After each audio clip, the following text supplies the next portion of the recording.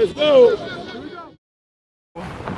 From Leone, graduated 2005, now coaching at the University of Mississippi.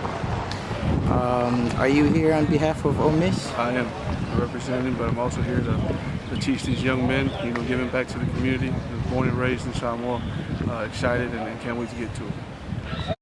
The goals for me personally is to give back, teach these young men the right technique, the right ways to play as an offensive lineman. I know back in the days, we didn't have all of that, but blessings to George Lavelle when he came down with his foundation. Now Troy's doing his, and I just want to thank you to Troy first of all. First off, thank God for this opportunity. Thanks to Troy and his wife. Thank you, Coach Aigamaua and All Star Sports, and just thanks to everybody that made this thing possible.